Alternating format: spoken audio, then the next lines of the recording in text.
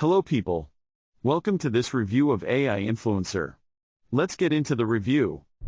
Hello and welcome to this honest review of AI influencers. Now this could be an absolute game changer or it could be not very good. So stay tuned to this video review because I'm going to tell you if it's great, if it's okay, or if it's terrible, and what are the issues with using it, because there are a few issues with using it. Right, so let's get into the review. This cost me $39 and I paid for this with my own money. When you land in the dashboard, there's a walkthrough, but you'll be able to follow my video and you won't need to use the walkthrough. You can see I've made some AI influencers of my own. One clearly didn't work and one did work. So let's go and create an AI influencer. So you can see here, we've got to go through quite a lot of screens and we've got quite a lot of granularity in what we do. So I'm just going to fill some stuff in. First name is going to be Dave. Last name is going to be Wicked. Nickname is going to be DW, although I've put CW. Age 22. Gender male. We've only got two genders. Nationality American.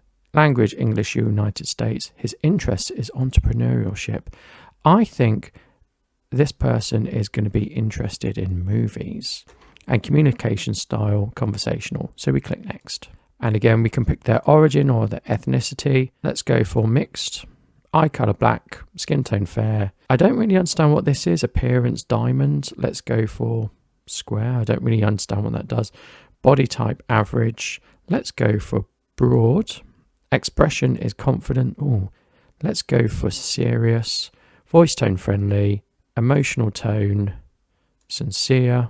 Actually, let's go for reflective, and accent US. So again, let's click on next. Cap for hair accessory.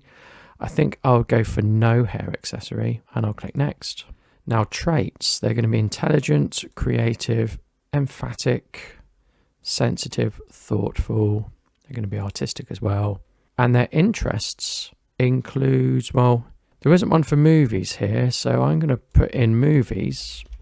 So I put in movies, I click off to save it. What's interesting is the influencer that didn't work was I made up my own custom category and it didn't work. I don't know if that's related. I'm going to click next. What's their occupation? I think they're going to be a programmer. Next. Let's go for polo and jeans. Next. So now we come to this screen where we've got a profile description, and this has been completed for us by all those options we checked and selected, but we can add things in here if we want to. I'm not going to bother because I'm going to show you what the software can do.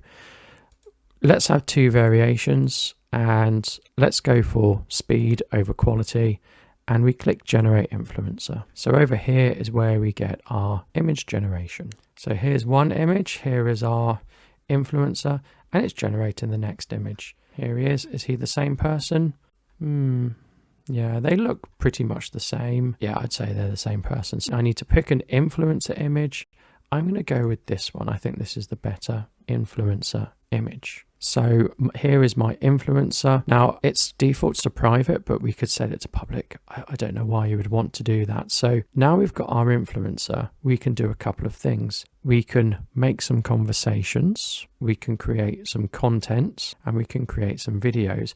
And part of the content is a product shout out. So if I click on conversations, it's just an AI text thing where you can ask a question, you get a response. So what I typed in, he introduced himself, and I typed in, write me a script about this person here in less than 200 words. So they wrote me a script about them because that's all this does. This is just a standard AI thing. There's no conversation really. It's your standard thing. Maybe if you choose a different influencer, you get a slightly different slant on things. You can see down here, here are some of the images I generated. This is really quite impressive and I'm going to talk about that later. So that is all the conversation is. So if we go to content, we can create an image. So I picked Dave Wicked. I want to do a scene one. I want to do one of him in a restaurant. Probably I can change this if I want.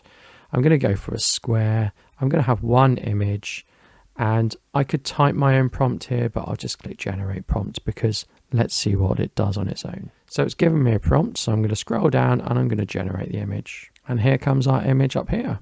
So that did take a long time. I was about to click off and do something else, but we have our image. Looks okay. The character is consistent. Obviously that wine glass placement is a bit suspect. I'm not sure whether it's on the seat or the table, but on first impressions, this is an okay, consistent picture. It's done what it should, so it is impressive.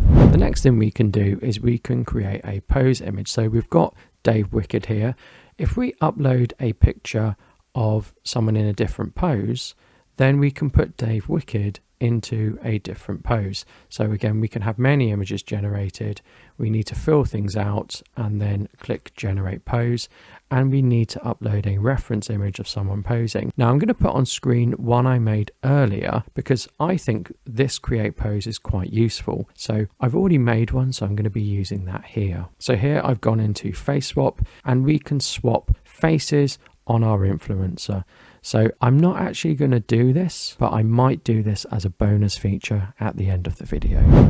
And we could also add certain clothes to our image and our influencer. And again, I'm going to do this right at the end of the video because I anticipate most people are looking forward to the video features. So that's what I'm going to look at right now. So if we click on create video, we can make a talking head video. This isn't immediately obvious what these things are, but we can make different video types. So the first thing I'm going to do is make a talking head video. Here we are in talking head videos. I've selected Dave Wicked. I've selected his image. I want to click on include head movements.